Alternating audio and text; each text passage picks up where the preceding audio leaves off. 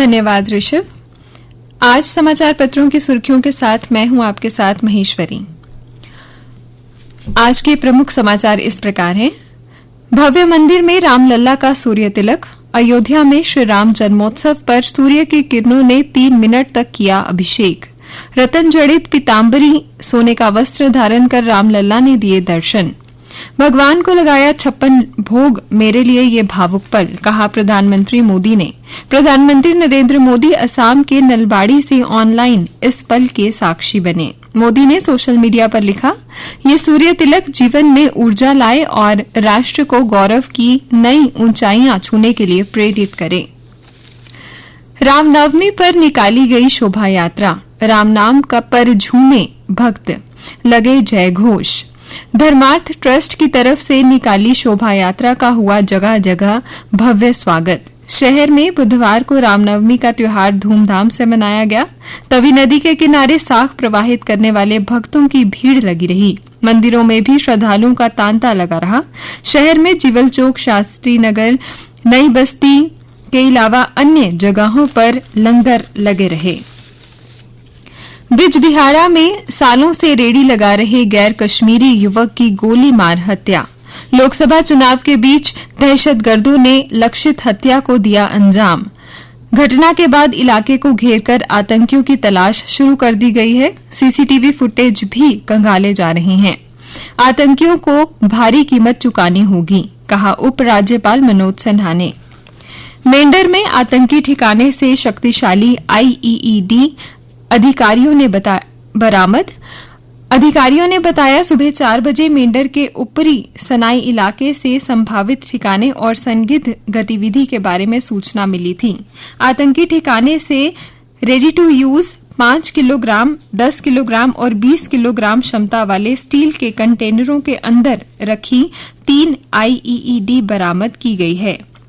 246वीं battalion के second in command Yadav ने कहा, आईईडी की जब्ती से आतंकियों की हमले की एक बड़ी साजिश को विफल कर दिया गया है। झेलम नदी में लापता 3 लोगों की तलाश में मार्कोस कमांडो भी उतारे गए। एनडीआरएफ, एसडीआरएफ और जल पुलिस भी शामिल। खोज का दायरा बढ़ाकर 4 किलोमीटर किया। तटवर्ती थानों को किया अलर्ट। मृतकों के परिजनों को 5-5 लाख रुपए और 4 घायलों को 50-50 लाख रुपए की राशि देने की घोषणा की गई है।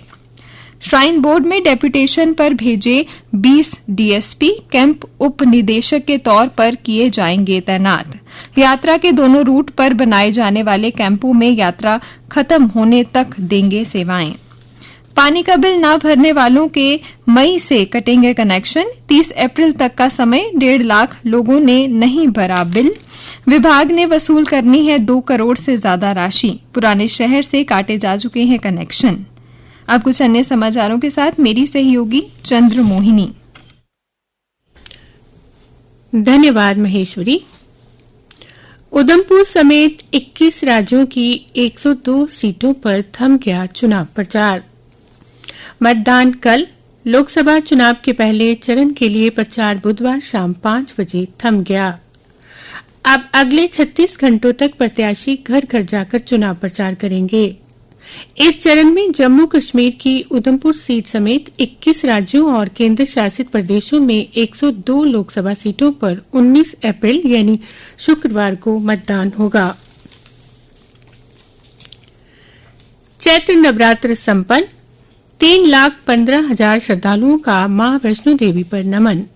पूर्ण आहुति के साथ समाप्त हुआ शतचंडी महायज्ञ।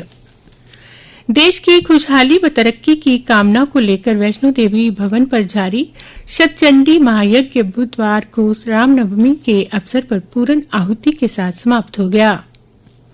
इस दौरान बोर्ड सदस्य doctor Neelam Sareen, CEO shrine board Anshul Garg, SDM Bhawan Vikas आनंद के साथ मां भगवती के दर्शनों को आए श्रद्धालु और श्राइन बोर्ड के अधिकारी भी मौजूद थे। और अब खेल समाचार। टी20 विश्व कप के लिए विकेट कीपर की दौड़ में ऋषभ पर संजू सैमसन आगे। अमेरिका में होने वाले आगामी T20 विश्व कप के लिए इस महीने के अंत जब भारतीय टीम को अंतिम रूप दिया जाएगा तो इसमें बीते सत्र में टीम में खेल चुके खिलाड़ियों पर ही भरोसा जताए जाने की संभावना है। ऐसे में विकेट कीपर के रूप में ऋषभ पंत को वरीयता दी जा सकती है। दिल्ली की धमाकेदार जीत।